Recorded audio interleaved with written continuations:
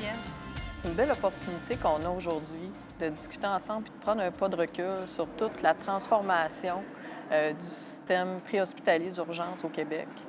En fait, quand on parle de transformation, on parle vraiment des travaux qui ont été amorcés à compter de 2019, de toute l'action gouvernementale qui a été lancée à partir de ça, qui s'est concrétisée par la publication d'une politique et d'un plan d'action sur 5 ans. En fait, auparavant, le système préhospitalier a évolué, bien évolué au fil du temps. C'est pas la transformation, on parle d'une transformation en tant que telle parce que le précédent qui a été vécu, c'était le fait que le gouvernement se dotait d'un plan d'action qui touchait vraiment tous les volets de la chaîne préhospitalière et aussi qui visait vraiment à venir répondre aux besoins qui étaient en augmentation croissante. En fait, puis on le voit, là, le système préhospitalier a évolué avant ça. C'était pas une nouveauté, mais on voit que c'est vraiment une action structurée qui s'est mise en place. C'est sûr que on constate aujourd'hui que tout n'est pas réglé. C'est pas parce qu'on s'est doté d'un plan d'action du genre que les problèmes sont résolus. Il reste encore, il y a des tensions sur le terrain, on en est bien conscient, on l'observe. Je pense qu'il faut le voir comme un grand chantier qui s'est amorcé pour lequel on a débuté le travail, mais qu'il faut poursuivre.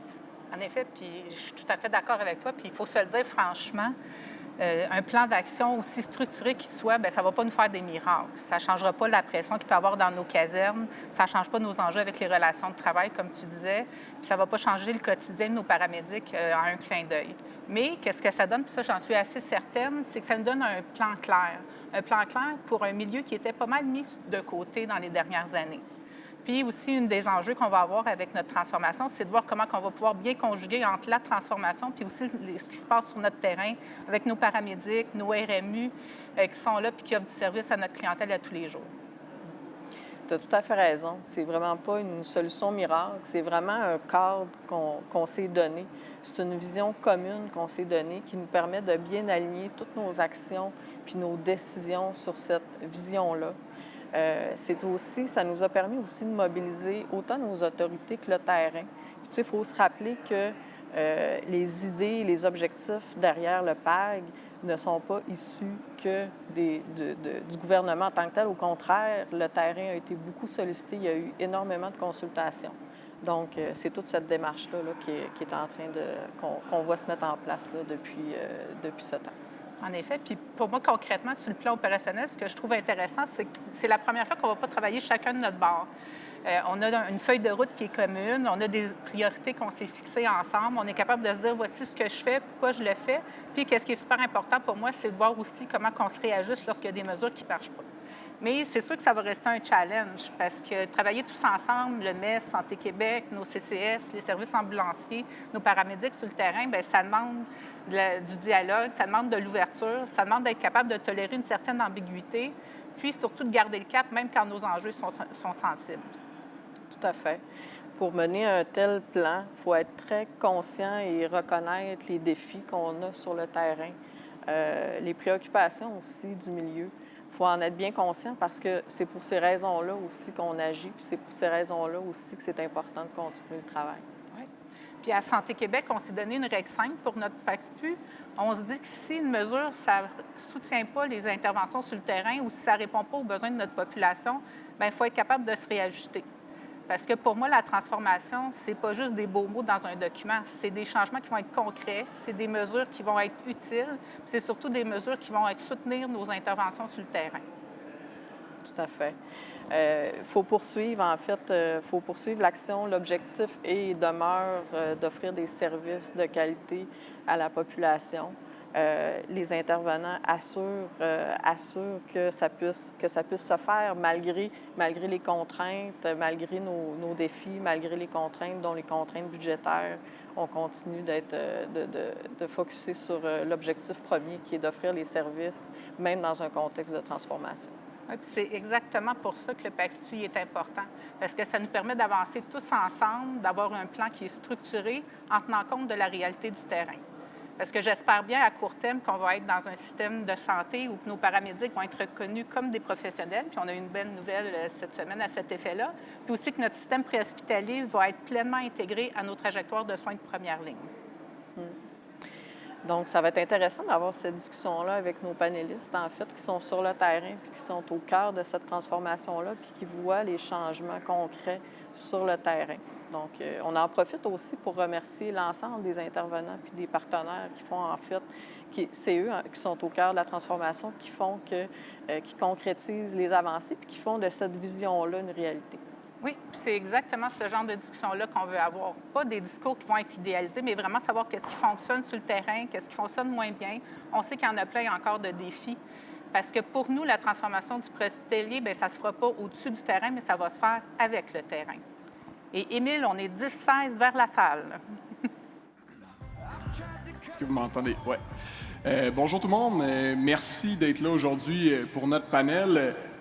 Sur la transformation du secteur préhospitalier d'urgence. Mon nom est Émile Pichette-Lefebvre. C'est moi qui vais être le modérateur aujourd'hui pour cette heure avec vous.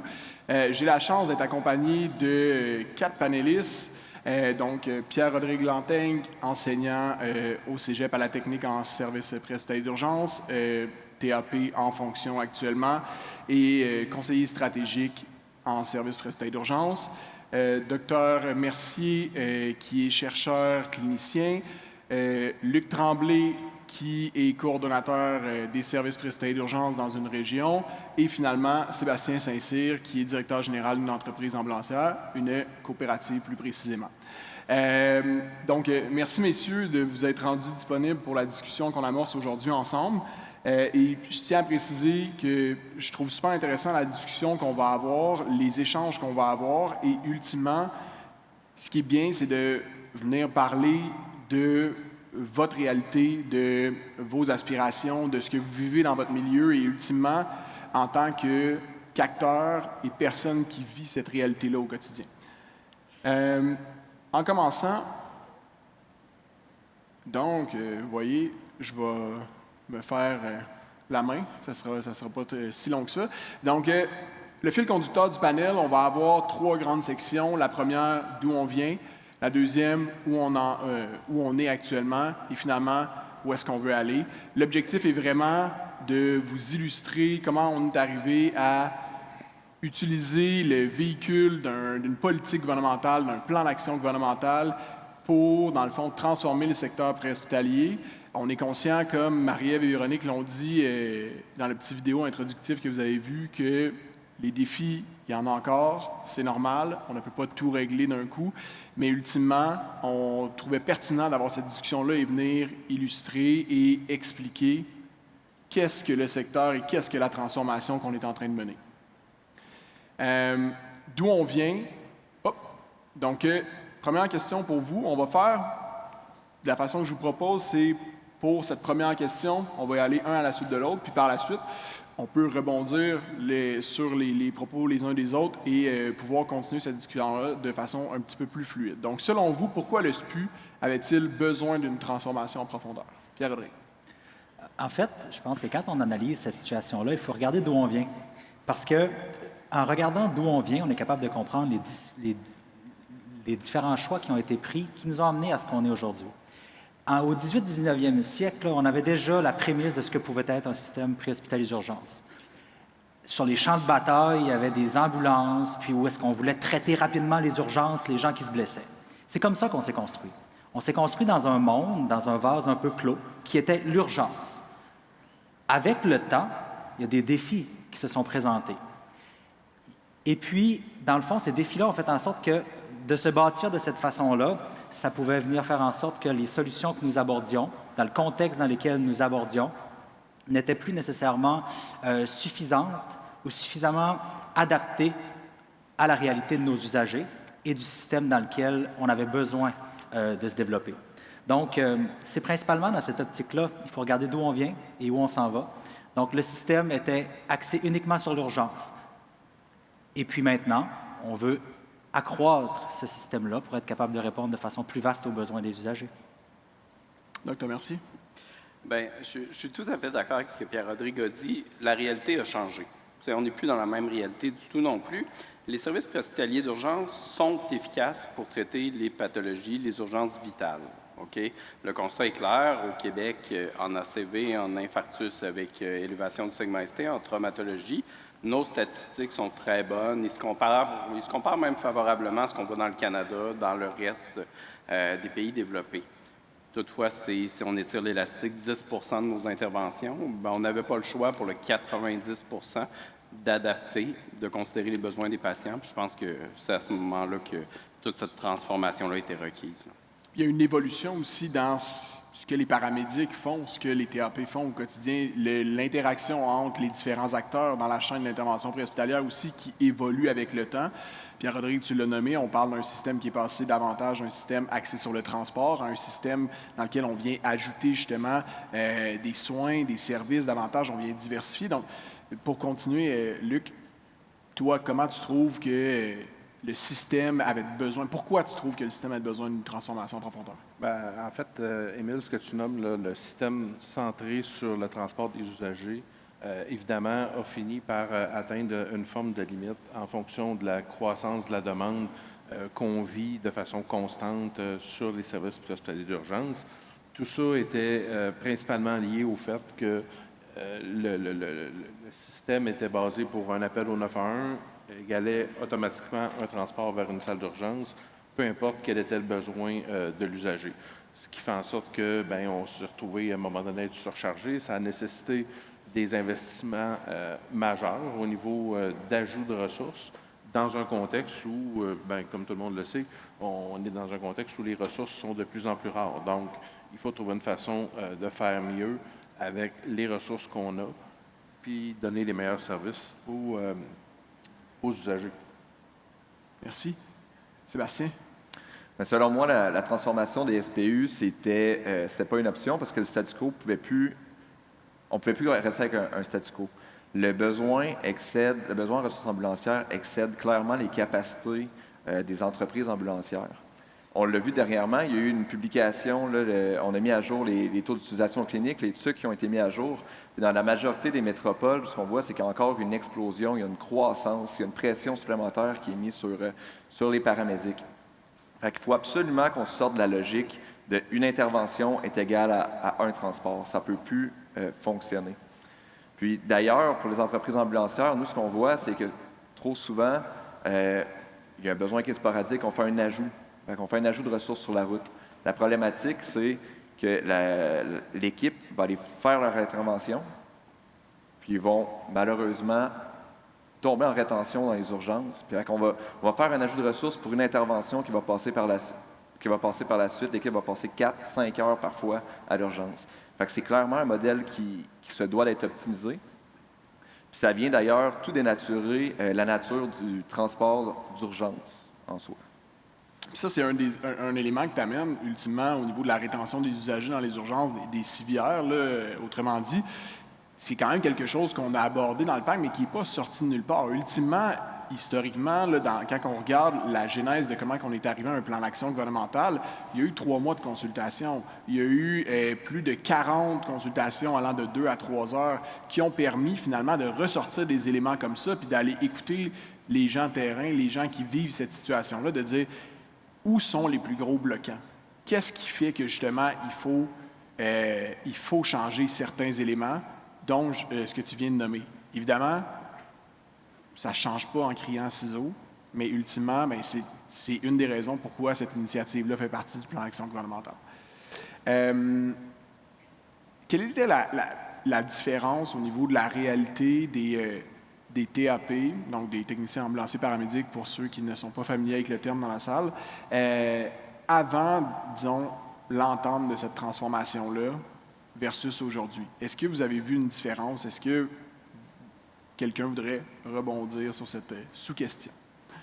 Je peux me permettre une amorce au niveau de la réponse. Il y a quand même quelque chose qui est intéressant parce que comme paramédic toujours actif, un des éléments avec lesquels on est habitué de concilier, c'est le sentiment de culpabilité. Donc, on culpabilise de ne pas être en mesure de donner certains soins ou de faire certaines choses pour nos usagers. Donc, c'est des éléments qui, parfois, sont difficiles à concilier. Le plan d'action gouvernemental vient ouvrir un portefeuille de produits, de services, de possibilités pour les paramédics, pour nos usagers. Donc, ça permet justement d'attribuer, je vous donne un exemple, un patient pour avoir une douleur au coccyx, habituellement on le transporte à l'urgence. Mais là, aujourd'hui, on pourra prendre le temps de faire une évaluation et puis d'attribuer ce patient-là à un service qui va réellement répondre à son besoin. Peut-être qu'il a besoin d'un kinésiologue, peut-être qu'il a besoin d'un physiothérapeute. Avant, c'était un transport direct à l'urgence. Maintenant, on est capable d'avoir un éventail de soins-services qui sont plus adaptés à sa réalité. Donc, ça permet cet élément-là qui est vraiment un changement dans notre pratique courante. Dans l'élargissement des champs de pratique, entre autres, ça permet ce volet-là. Rapidement, avant de passer au deuxième sujet, qu'est-ce que l'adoption d'une politique, d'un plan d'action a constitué, dans le fond, comme réponse structurante, comme base? Pourquoi, selon vous, il y a eu plusieurs essais de transformation? On ne se mentira pas, là, il y a eu des rapports, il y a eu des enquêtes, il y a eu des études, il y a eu énormément, 30 ans, entre autres, de rapports et d'éléments qui sont sortis. Et qu'est-ce qui a fait que cette politique-là, justement, constituait une assise à une réponse qui était davantage structurante et provinciale? Bien, je te dirais, Émile, c'est la première fois qu'on avait un alignement. En fait, tu l'as nommé, là, il y a eu des rapports auparavant qui ont vu le jour, des initiatives de ces rapports-là qui ont été mis en œuvre, mais évidemment, la totalité de ces rapports-là n'a pas vu le jour. C'est la première fois qu'on était face à une orientation gouvernementale claire, ferme, alignée sur les besoins du terrain, puis qui regroupait aussi les priorités de chacun des acteurs. On parlait des consultations qui ont eu lieu, donc c'est pas quelque chose qui s'est fait dans des bureaux clos, là, ce plan d'action-là. C'est l'ensemble de l'écosystème préhospitalier a été consulté, puis ça a fait en sorte qu'on a eu un plan, on a monté un plan auquel tous les acteurs ont adhéré. Puis ça, bien, ça se découle maintenant jusqu'au niveau de nos plans quinquennaux, au niveau des établissements. Donc, c'est du concret qui est en train de se mettre en œuvre dans nos régions. Évidemment, ça n'empêche pas, merci Luc, ça n'empêche pas que ce n'est pas toutes les priorités qui ont été abordées. Ça, je pense que tout le monde en est conscient. Il y a d'autres priorités. Ultimement, une transformation, ça se débute, ce n'est pas terminé à l'heure actuelle, mais ultimement, c'est sûr qu'il faut prioriser certains éléments pour pas excusez l'anglicisme, se pitcher partout en même temps. Donc, les éléments ont été priorisés dans le plan d'action et ultimement, il va y en avoir d'autres priorités, là. Puis en fait, ce que tu nommes là, d'aller un peu partout, c'est un peu ce qui se passait auparavant. Il y avait une cohésion qui était moins présente dans le réseau.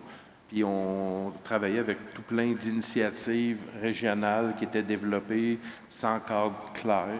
Et on se retrouvait bien, avec, hop, regarde, telle région fait telle affaire, telle autre région fait telle autre affaire. Mais finalement, les priorités n'étaient pas abordées. Mais il y avait des régions, j'imagine que ce que ça causait aussi, c'est une grosse différence sur la place et peut-être le développement des services préhospitaliers d'urgence, la chaîne d'intervention à géométrie variable, là, donc entre les régions, parce qu'ultimement, tout dépendait d'acteurs et non d'un système ordonné et coordonné. Bien, merci. On va passer au deuxième sujet, dans le fond. Donc, le deuxième sujet, c'est où en sommes-nous? Donc, les impacts de la transformation ainsi que le lien avec le continuum de soins. Première question, donc, selon vous, quels sont les impacts de cette transformation sur les services, le réseau, les usagers? Vous pouvez adresser les trois pans de la question, 1, 2, à vous de voir. Qui souhaiterait commencer? Docteur, merci. Je peux y aller. Pour les impacts, je pense que tu l'as nommé pour faire du pouce un peu sur ce que tu viens de dire. L'aspect structurant, la façon que le plan d'action a été élaboré, la façon qui est normée, il y a beaucoup d'indicateurs, beaucoup de priorités qui ne concernent pas que les services préhospitaliers d'urgence. D'entrée de jeu, on a les municipalités, on a les services, les soins de première ligne, le GAP. Il y a plein d'autres entités qui ont été nommées à l'intérieur de ça. Il y a l'orientation qui est là, il y a le cadre, il y a des mesures, il y a des impacts potentiels, puis il y a des cibles à atteindre.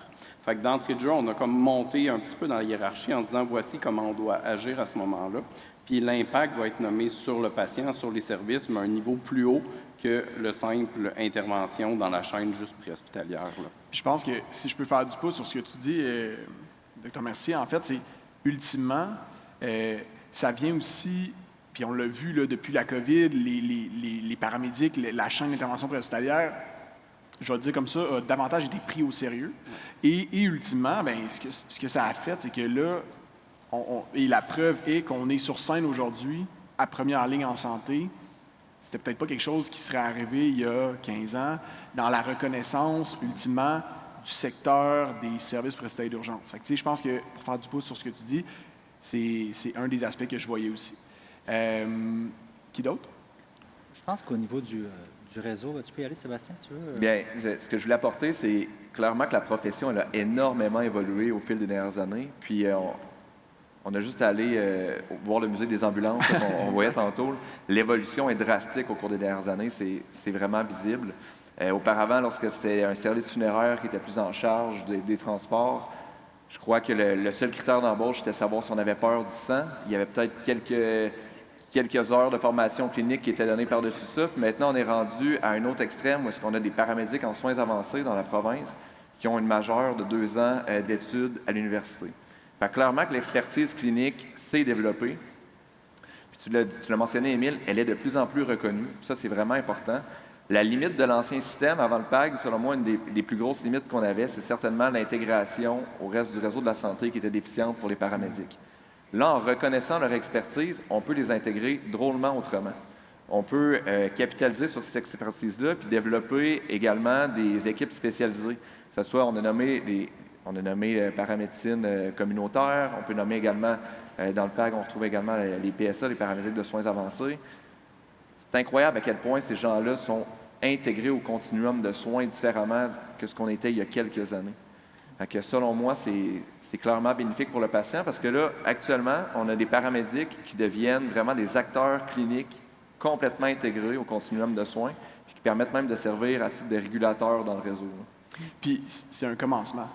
On s'entend que c'est une première pierre à la maison qu'on est en train de poser. Une première, je ne veux pas insulter personne, peut-être une deuxième ou une troisième. Okay? Mais ultimement, c'est le début, puis je pense pas qu'on va s'arrêter là. Pierre-Rodrigue? Je pense qu'on a souvent tendance à présenter le résultat, donc le plan d'action gouvernemental. C'est excellent. C'est excellent.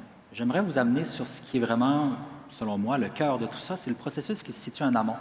Donc, en amont du résultat, on est en mesure de fédérer des acteurs autour d'une vision commune. De faire avancer le système, c'est d'abord et avant tout d'être capable de définir adéquatement ces défis. Donc, quels sont les défis? Quelles sont nos limitations? Si on ne les connaît pas, si on ne sait pas où se situent nos limites, on ne pourra jamais les dépasser. Donc, le plan d'action gouvernemental, l'impact qu'il y a eu au niveau du réseau, c'est d'être capable de définir adéquatement et de façon précise les différents défis, d'identifier nos limitations et d'y adresser des propositions, et on a tenté de les solutionner. Maintenant, il n'y a rien de parfait, là. On a probablement dépassé une limite, mais une autre va arriver. Éventuellement, on va découvrir d'autres limites. Il va falloir y adresser d'autres solutions. Mais je pense que le gros impact que ce plan d'action gouvernemental-là a eu sur le réseau, c'est que les gens se sont rassemblés, se sont écoutés, ont décidé de faire fi des différences, des divergences d'opinion, puis de travailler ensemble pour proposer des solutions pour dépasser nos limites actuelles et en découvrir de nouvelles.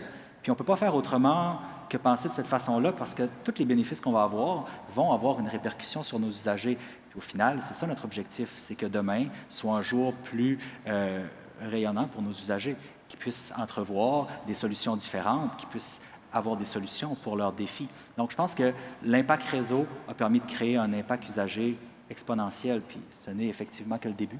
Puis pour le réseau aussi, ultimement, on se rappelle que l'objectif, c'est d'éviter qu'on reste dans l'ancien modèle qu'ultimement, un transport en ambulance doit finir à l'urgence. Il y a aussi ce volet-là de désengorger les urgences, de collaborer à désengorger les urgences.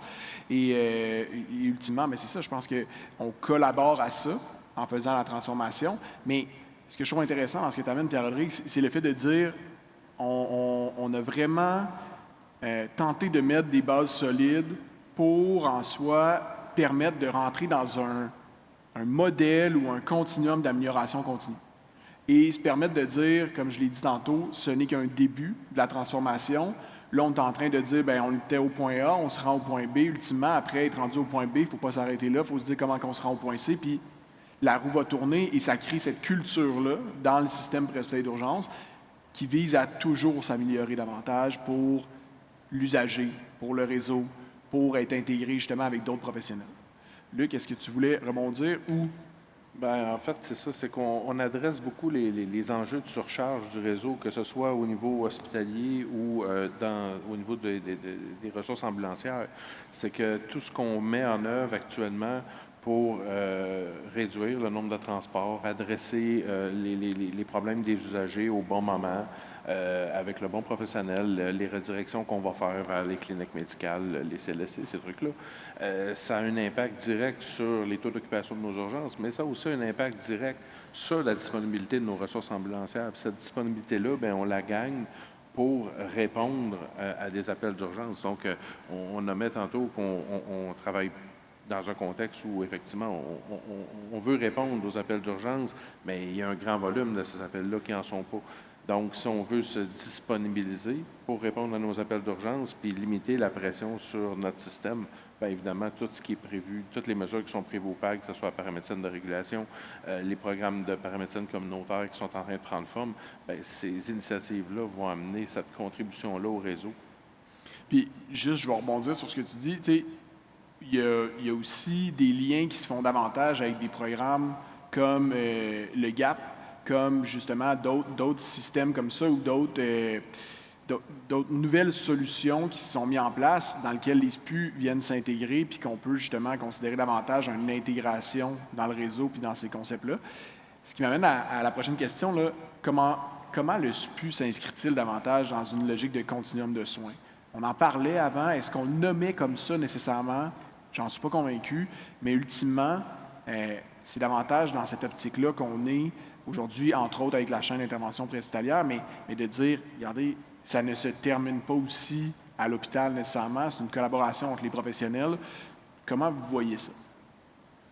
Bien, j'ai l'impression qu'on a changé le discours en premier. Tu sais, avant, on s'attendait, le préhospitalier était monitoré sur la performance qui équivalait à des temps-réponse. C'était globalement la façon de monitorer la performance. On a changé ce discours-là pour dire effectivement, on doit demeurer performant, on doit être les acteurs principaux pour les urgences vitales, ça demeure. Mais pour le reste, on doit servir le patient. Fait que toute cette discussion-là a changé, ces attentes-là ont changé et ça a légitimisé un peu le rôle que le paramédic peut occuper à l'intérieur de ce continuum de soins-là, où, comme tu l'as dit, on est probablement au début de ça vers où on peut aller. Puis, Pierre-Rodrigue, peut-être en lien avec ton rôle d'enseignant, qu'est-ce qui a changé dans l'intégration de ce concept-là de continuum de soins? Il y a beaucoup de choses qui ont changé parce que quand on regarde dans les 20 dernières années, là, en 2002, moi j'ai un cas très explicite. Là, en 98, je me lève le matin, ma mère est en train de faire un accident vasculaire cérébral. C'est un cas réel en passant. Les paramédics sont arrivés sur les lieux, puis ils l'ont transportée sans trop savoir qu'est-ce qu'elle avait. Bien, aujourd'hui, nos paramédics sont impliqués en première, deuxième et troisième ligne. En première ligne, justement, on enseigne à nos étudiants au cégep à être capables d'identifier différents facteurs qui peuvent permettre la réorientation d'usagers. Donc, on collabore avec la première ligne via les guichets d'accès première ligne, avec les GMF. En paramédecine communautaire, on collabore avec le soutien à domicile, on collabore avec les maladies chroniques. Puis maintenant, on collabore aussi avec la troisième ligne. Quand on regarde en Montérégie, il y a actuellement un projet qui s'appelle le projet de télé-AVC. Ce sont des paramédics qui se déplacent auprès d'usagers et puis ils sont en mesure d'identifier des signes et symptômes d'AVC. Ils vont communiquer avec un neurologue du CHUM et ils vont transporter directement l'usager pour son soin définitif, la thrombectomie. Ça, ce que ça fait, c'est que ça diminue de 30 à 50 la morbimortalité de ces usagers-là. C'est significatif. Si en 98, ma mère avait eu accès à tout ça, elle ne serait pas hémiplégique aujourd'hui. Et ça part beaucoup de l'expertise, de l'expérience, les connaissances qu'on est capable de greffer au parcours académique de nos usagers, puis ça démontre de façon concrète le rôle du paramédic en première ligne, en deuxième ligne et également en troisième ligne. Ces projets-là, avec le PAG, ont la possibilité de croître. Si on regarde en Chaudière-Appalaches, qui est à proximité de Québec, on pourrait très bien être en mesure de mettre ce type de service-là de télé-AVC. Donc, on a créé la possibilité avec le plan d'action gouvernemental. Maintenant, je pense que collectivement, on doit s'assurer de bien placer les choses pour mettre en place ces initiatives-là. d'autres qui aimeraient rajouter votre grain de sel à cette réponse? Oui, bien en fait, c'est sûr qu'on voit aussi l'intégration du préhospitalier dans tous les continuums maintenant au niveau des établissements, que ce soit les différents comités de trauma, IAMES, comité AVC. Auparavant, on savait qu'il y avait des choses qui se faisaient, mais on était peu ou pas intégrés. Maintenant, on est là, on est présent. Il y a eu des investissements qui ont été faits pour nous inclure dans les différents processus de fluidité hospitalière. Donc, je reviens toujours à notre fameuse disponibilité. Donc, on travaille maintenant dans les comités de triage où notre voix est entendue. On amène quand même une bonne proportion des usagers qui se présentent aux urgences à chaque jour. Aujourd'hui, on est capable d'amener nos réflexions pour améliorer, rendre plus fluide la prise en charge des usagers qui arrivent par ambulance et par le fait même, libérer nos véhicules pour les rendre disponibles aux appels d'urgence.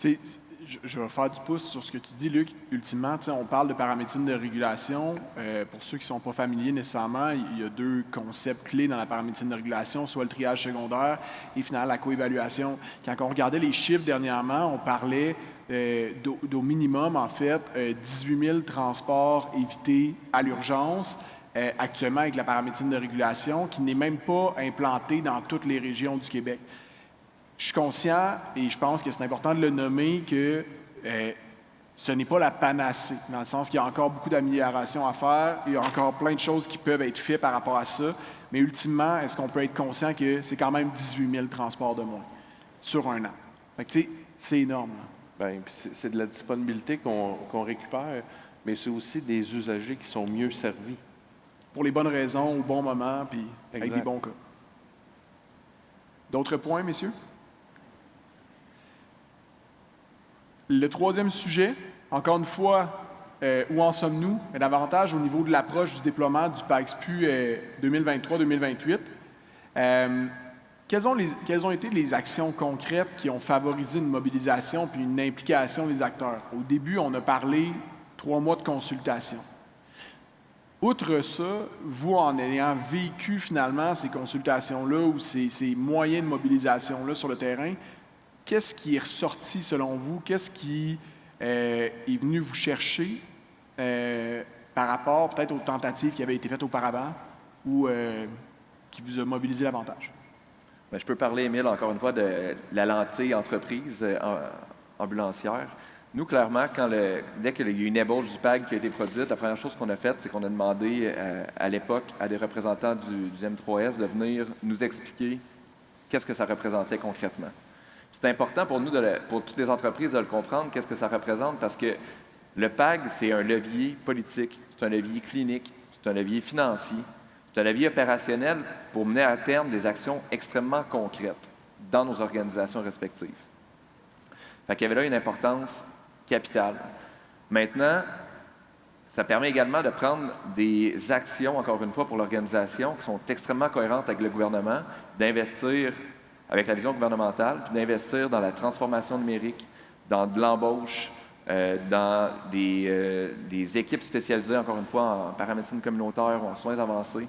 Donc, c'est extrêmement important pour les entreprises de comprendre le PAG. C'est pour ça qu'on a fait venir justement des spécialistes de M3S pour nous l'expliquer à l'époque. Si je peux mettre, par contre, le petit bémol ici, selon moi, c'est un projet qui se doit d'être collectif, le PAG. Si on veut son succès, c'est important qu'à tous les niveaux, on se l'approprie. C'est un plan stratégique, c'est ça que c'est. Je crois qu'on a encore beaucoup de travail à faire, par contre, pour que la base, les paramédics là, sur le terrain, se l'approprient le PAG, puis comprennent exactement vers où qu'on veut aller. Puis la difficulté qu'on peut rencontrer dans la difficulté, qu'on parle de difficulté de mobilisation, on parlait de chiffres, tantôt tu parlais de 18 000 transports, Émile, puis je pense que tu as raison, c'est un beau succès. Mais il y a beaucoup de paramédics qui n'auront pas le réflexe de faire de la coévaluation, parce qu'ils n'auront pas les chiffres de succès, ils n'auront pas connaissance des chiffres de succès qu'ils vont rencontrer. Ou bien même, ils vont tenter de réguler, ils vont tenter de faire de la coévaluation. La journée que ça ne fonctionne pas, parce que c'est une journée fermée, il n'y a pas de transport alternatif de disponible, ou x, y raison qu'il pourrait y avoir, ça va venir les décourager. Fait que je pense qu'on a encore beaucoup de travail à faire pour mobiliser la base, mais comme tu le disais, c'est une première pierre là, sur le chantier, puis clairement qu'il y a beaucoup d'avenir. Luc? En fait, c'est sûr qu'une des actions, on parlait de la consultation tantôt qui a eu lieu au moment de la conception ou de la co-conception du plan d'action. C'est sûr qu'au moment où ça s'est fait, il y a eu aussi la mise en œuvre, la mise en place d'une gouvernance forte avec des orientations claires. Mais, puis là, Sébastien, tu l'abordes, mais c'était très transparent pour l'ensemble des acteurs. J'ai rarement vu des initiatives comme ça dans lesquelles chacune des étapes nous était amenée et on savait exactement où on était rendu, où on s'en allait, jusqu'à temps qu'on arrive à l'aboutissement du PAG. Puis au moment de l'aboutissement du PAG, on savait au niveau des établissements qu'il faudrait traduire ça dans nos planifications quinquennales. Donc, on avait maintenant des objectifs et des cibles à atteindre. Dr. Messier, merci, excusez-moi. Pierre-André? Bien, je pense encore là, dans la façon que ça a été libellé, dans la façon que ça a été livré, ça a émis une certaine imputabilité aux régions de repenser, eux, de faire une mise à niveau, de voir où ils en étaient rendus, de voir où ça allait bien, mais peut-être où il y avait des opportunités de s'améliorer. Fait que je pense que juste ça, de réouvrir cette discussion-là, puis d'être obligé de recommencer à zéro pour certaines actions qui sont relativement simples, puis de voir régionalement, on ne l'a pas, faudrait. Bien, à ce moment-là, je pense que juste ça, ça a été un gain. Là, ça a aidé beaucoup à la mobilisation. Je pense que pour le futur, je pense qu'il y a beaucoup de choses qui ont été dites. Je pense que pour le futur, j'aurais tendance à me dire qu'il faut faire en sorte que ça ruisselle davantage. Sébastien l'a nommé, les paramédics sont des professionnels très, très, très impliqués. Je pense que le travail a été fait pour qu'ils soient interpellés. Je pense qu'on doit trouver des solutions novatrices pour que le message percole davantage, puis pour que le ruissellement se rende le plus possible à eux. Donc, je pense qu'il y a eu beaucoup d'éléments qui ont été nommés par les collègues. Je pense que ça, c'est un élément, c'est une piste de réflexion qu'on doit avoir, qu'on doit aborder collectivement. Je pense qu'un des points, là, si je peux me permettre de rebondir sur ça, ça a été la vulgarisation. Puis on s'entend que ça reste un document d'une 60aine de pages, mais l'objectif à ce moment-là restait de dire de la façon qu'il est écrit, on veut qu'il soit accessible. On veut qu'il soit accompagné d'un apron qui va permettre justement à ceux qui veulent aller à l'essentiel de le consulter. Après, évidemment, il y a encore beaucoup d'actions de mobilisation, à mon sens, à faire. Comme Luc, tu mentionné, des belles actions dans une journée de formation avec tous les cours d'eau des différentes régions, les directeurs généraux des CCS, X, Y, Z, mais ultimement, le lien vers le TAP, vers le RMU, reste à bonifier en ce sens-là pour mobiliser ces acteurs-là et que les modifications, les évolutions partent de la base et soient portées par la base, parce que dans tout changement, en fait, c'est démontré que si on veut un changement en profondeur sociétal, comme on cherche à faire, c'est par la base que ça part. Autre question, quelles sont les retombées concrètes actuellement du PAG? Le PAG n'est pas terminé, là. On vient de rentrer dans l'année 4 du PAG, donc 26-27. Il va rester l'année 5 par la suite, 27-28. Mais ultimement, à l'heure actuelle, voyez-vous, si oui, lesquelles, des retombées concrètes de la démarche? En fait, je l'ai nommé à quelques reprises, mais tu sais, bon, c'est dans la loi des services préhospitaliers d'urgence depuis 2002, là, les plans qui étaient triennaux, mais les plans quinquennaux des établissements, ça nous a amené à produire nos plans quinquennaux parce que là, à partir du plan d'action gouvernemental, on avait maintenant, comme je disais tantôt, des objectifs à atteindre. Fait que ça, effectivement, c'est clairement une retombée très, très concrète. Et puis, depuis aussi longtemps que je me souviens, on parle de la chaîne d'intervention préhospitalière. Puis, depuis tantôt, bon, on est quand même 3 paramédics, là. On parle beaucoup du paramédic, mais on a mis aussi dans le PAG la lumière sur l'intervenant, le premier intervenant, le citoyen, le premier répondant qui a mené aussi à la production, la conclusion d'une nouvelle entente qui permet aujourd'hui d'augmenter le nombre de ces intervenants-là pour améliorer, encore une fois, la qualité des services à nos usagers dans les premières minutes d'une situation d'urgence. Un des éléments qui, je crois, est à portée systémique, c'est que le plan d'action gouvernemental a été le porte-voix du préhospitalier dans une certaine mesure. On entend parler du préhospitalier aujourd'hui comme on a rarement entendu parler du préhospitalier. Ça permet de mettre en relief différents acteurs, parce que le préhospitalier, on a souvent tendance à dire que c'est une boîte jaune avec 2 paramédics. Le préhospitalier, là, c'est des premiers intervenants, c'est vous, OK? Avec un DEA, si quelqu'un fait un malaise, c'est les patients partenaires, c'est les premiers répondants, c'est les répartiteurs médicaux d'urgence imbriqués dans un système avec des centres de communication santé, des entreprises ambulancières qui sont diverses, qui ont différents rôles, différentes responsabilités, des mandats transversaux. C'est un écosystème dans son ensemble avec Santé Québec, avec le ministère. Aujourd'hui, on parle de préhospitalier, puis on en est la preuve vivante. Aujourd'hui, on incarne cette retombée-là aujourd'hui tous ensemble parce qu'on a un colloque de première ligne en santé dans lequel on parle de préhospitalier. Regardez la politique ministérielle de soutien à domicile, la politique ministérielle de la première ligne. On parle maintenant du préhospitalier. Donc, pour moi, c'est une retombée majeure. Puis on est intégré dans tous ces changements-là, ultimement. Même que ce soit juste au niveau des discussions, maintenant, on fait partie de ces discussions-là. Je dirais même plus loin. Il y a beaucoup de gens qui sont issus du préhospitalier, dont je suis, puis qui occupent des rôles, je dirais pas décisionnels, mais de grande influence pour justement faire en sorte qu'on va changer le devenir de ce réseau-là. C'était pas vrai il y a 10 ans. Non? C'était pas ce que tu vivais, toi, il y a 10 ans? Non. Il y a 10 ans, tu étais sur le terrain. Oui. On va passer, messieurs, au dernier sujet. Donc, où allons-nous? C'est quoi les prochains besoins populationnels? C'est quoi les différents enjeux systémiques? On le voit, la population change, la population évolue.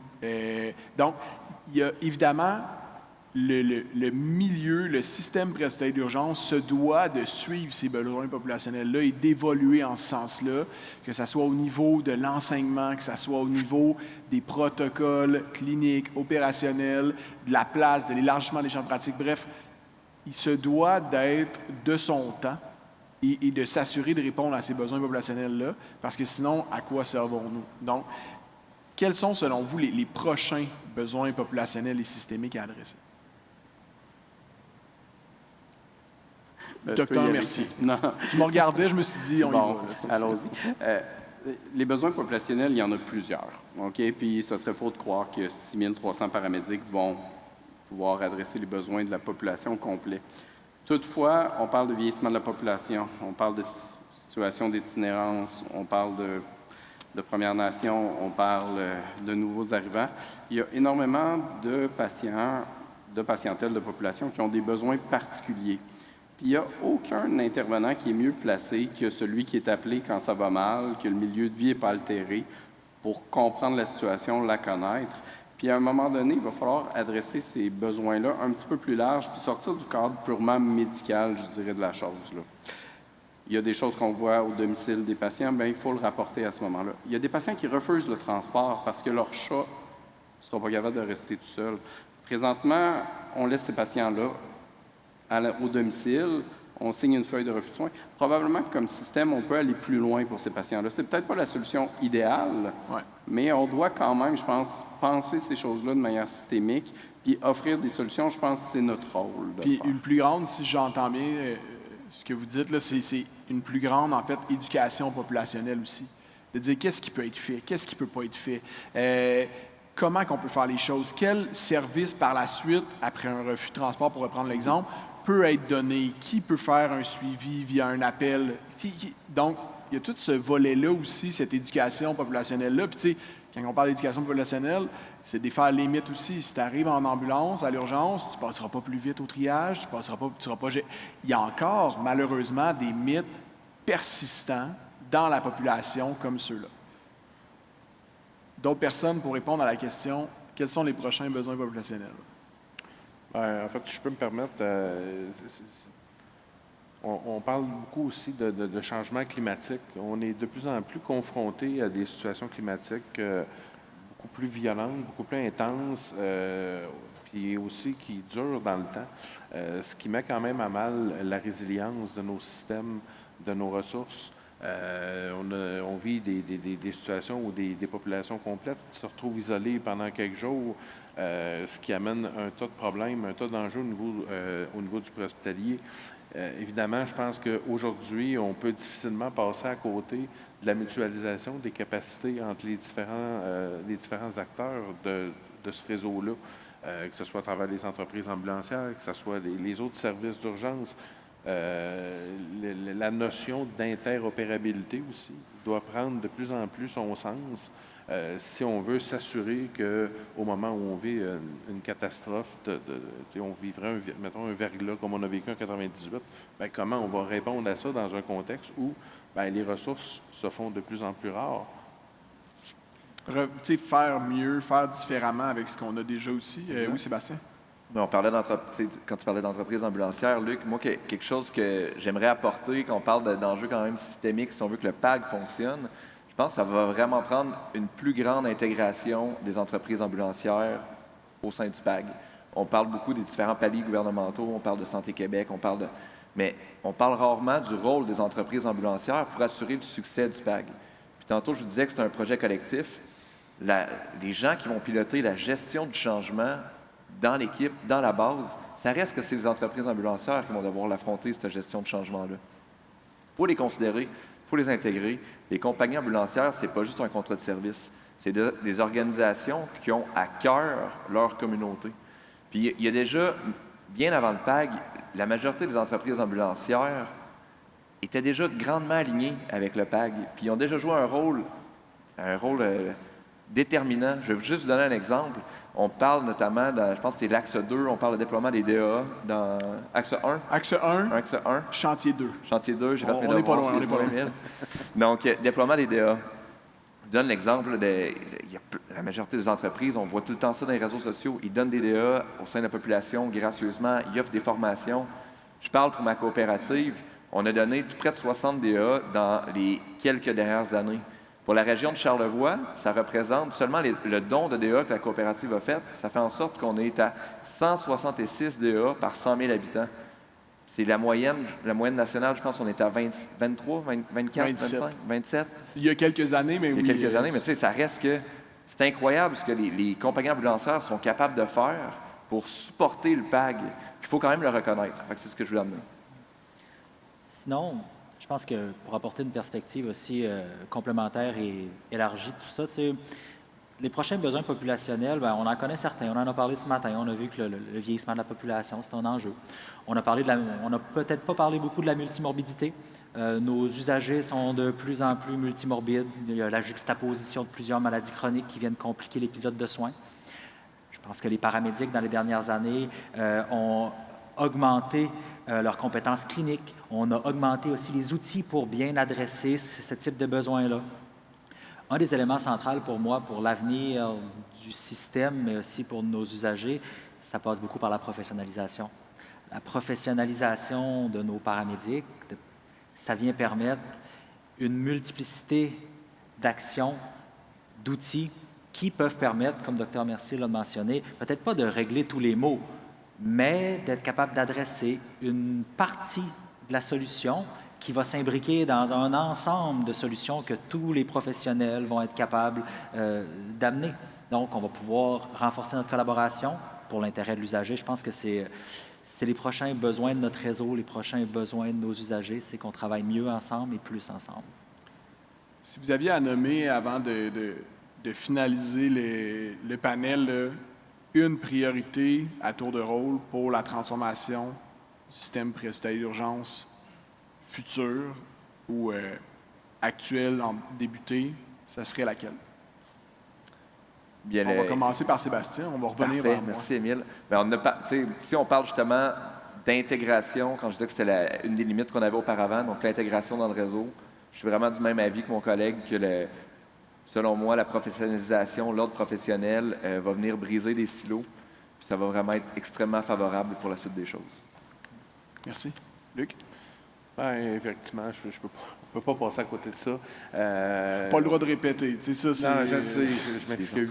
Mais évidemment, il y a tout le niveau d'atteinte des objectifs aussi du PAG qui va faire en sorte qu'il y a des énergies qui vont pouvoir être consacrées à d'autres priorités le temps venu. Là, on peut penser, quand on va avoir atteint les objectifs, de déployer des premiers répondants à l'échelle du territoire, bien, on va pouvoir mettre plus d'efforts, plus d'énergie dans la distribution des DA, la formation citoyenne, l'implication citoyenne. C'est des choses qu'on devra mettre de Puis l'avant. ce que tu amènes, c'est important de dire, comme on disait en entrée de jeu, on ne peut pas tout faire en même temps. Il faut Exact. prioriser. Fait que toi, ça serait exemple le déploiement des premiers répondants d'abord. Par la suite, on pourrait d'atteindre la cible là, de 80 de la population d'ici 2030. Ça donnerait un gros coup de main. Dr. Ben, Mercier? comme je n'ai pas le droit de nommer la professionnalisation, qui aurait clairement été mon choix, je vais peut-être y aller sur une autre chose qui est une limite qui va nous bloquer relativement rapidement, puis c'est toute l'interopérabilité des systèmes. À un moment donné, si on veut avoir de la donnée, si on veut la comparer, si on veut s'améliorer, si on veut au contraire, justement, mettre des pressions au niveau politique, mettre des pressions au niveau de nos directions pour améliorer, il faut être capable de constater, puis pour ça, il faut être capable de le monitorer. Ça, c'est malheureusement une limite qu'on atteint relativement rapidement actuellement. Merci. Vu que je suis le dernier, je vais m'en permettre deux. Il y en a un qui finit par ion, mais ce n'est pas professionnalisation, c'est la cristallisation.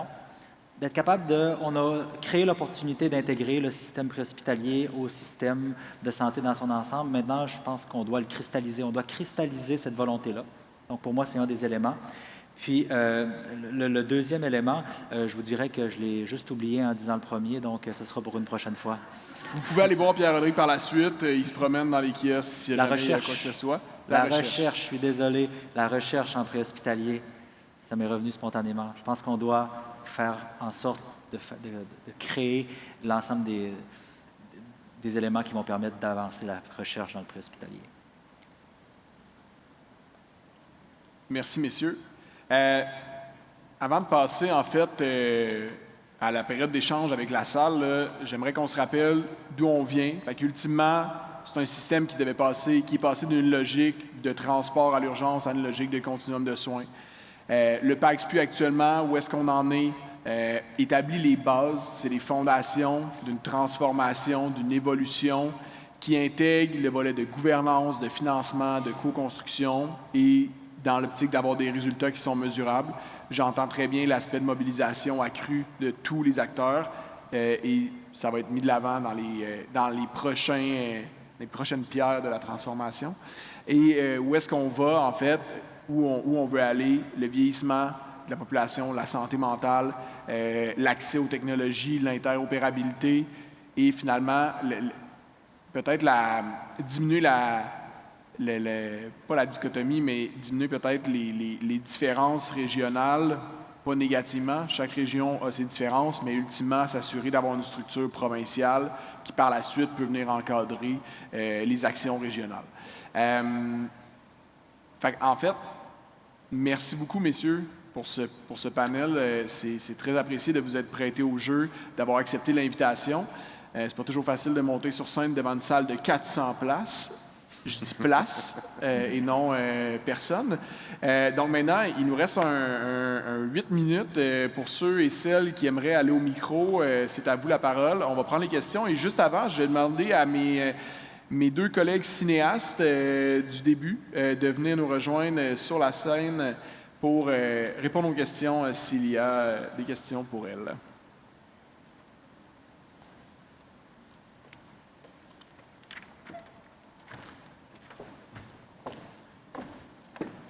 Soit que c'était très clair ou tout le monde est très gêné. Et merci, voilà, Élise. ça fallait s'y attendre. Oui, je me doutais bien que j'allais venir au micro. Coucou. Donc, moi, ma question, en fait, par rapport au PAG, puis par rapport à ce que vous avez présenté, messieurs, j'en avais une sur la formation citoyenne. En fait, j'en ai deux. Une sur la formation citoyenne, parce que c'est quand même un défi. Quand j'étais avec vous il n'y a pas si longtemps, on avait quand même regardé les meilleures pratiques partout dans le monde. Puis, quand il n'y a pas, c'est pas attaché avec une obligation. Par exemple, en Europe, pour le permis de conduire, on a des taux assez faibles. Je sais que c'est peut-être pas la priorité en 2026-2027, mais j'aimerais vous entendre là-dessus. Ma deuxième question est par rapport à nos collègues médecins de famille.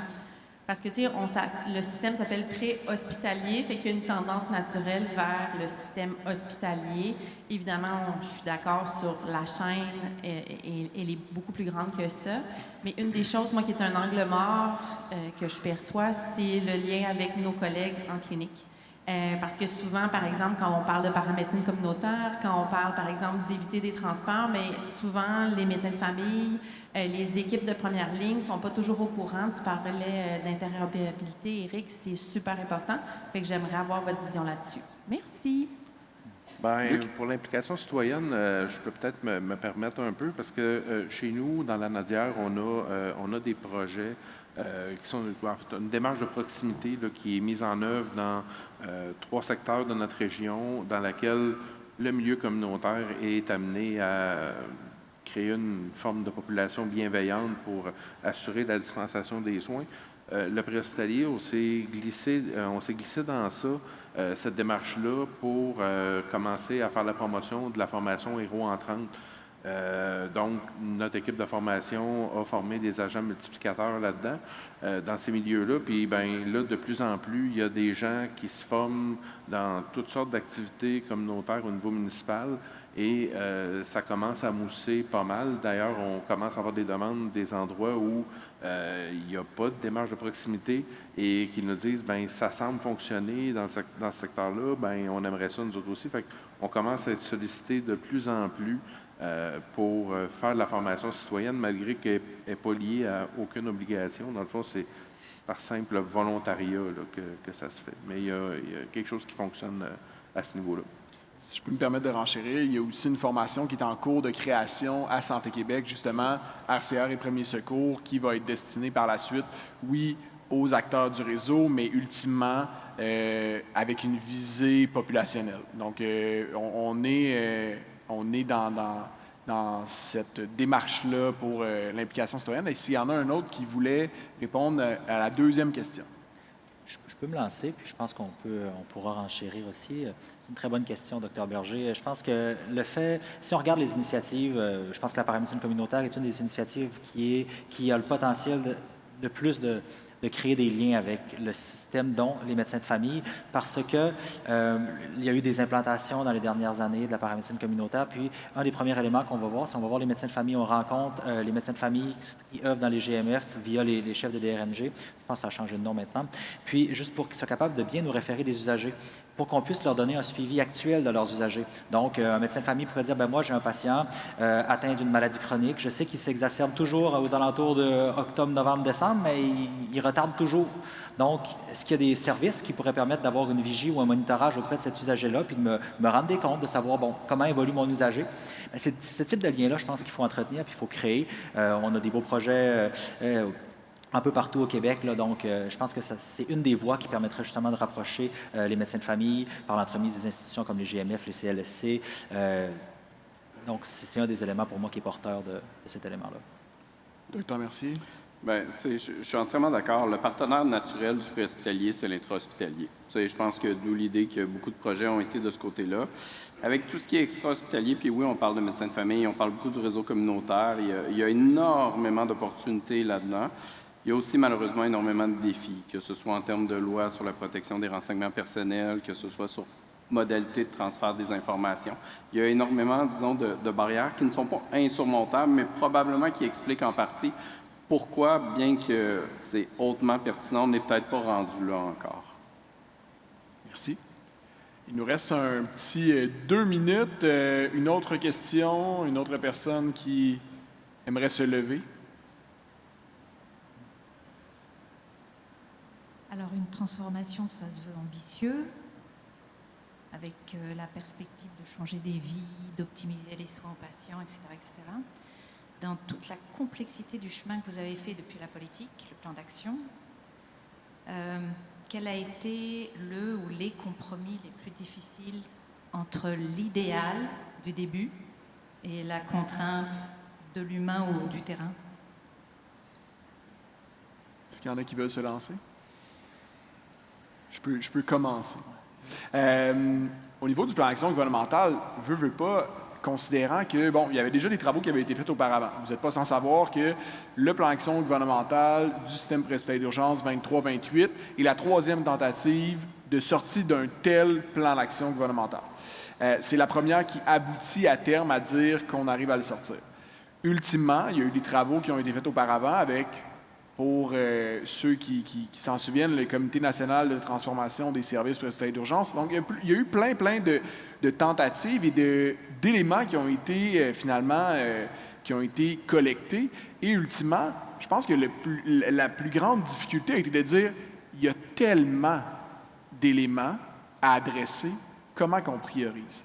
Par quoi qu'on commence? Et la logique derrière a été de dire, si on commence sur des fois des problématiques qui nous semblent actuelles, mais qui ne sont pas la base de la problématique, c'est comme mettre un plaster sur un bobo et finalement, on va être dans l'obligation par la suite de retourner à la problématique de base qui encadre plusieurs de ces problématiques-là. Donc, je pense que l'enjeu initial, bien, la difficulté initiale lors de la priorisation a été cet élément-là, ce qui a fait qu'au niveau du processus, on est allé vraiment avec une grille standardisée et dans l'optique de coter finalement les différentes initiatives, les différentes idées pour ne pas tomber dans l'émotif de la chose lors de la sélection des initiatives. Je ne vous mentirai pas qu'on est arrivé avec 65 initiatives, on aurait bien voulu en avoir 150. Mais est-ce que ça aurait été réaliste? Déjà 65, on s'est fait challenger. Donc, en espérant que ça réponde à la question, c'est tout pour moi. Je me suis fait retirer mon PowerPoint, donc j'imagine que c'est le temps d'arrêter. Merci tout le monde pour votre temps. Merci pour l'invitation. Et pour la salle, n'hésitez pas à venir discuter avec nous. On va se promener dans le hub, surtout là, au niveau des ambulances. Ça, c'est très intéressant. Allez le voir si vous ne l'avez pas vu. Et merci tout le monde. Merci, mesdames.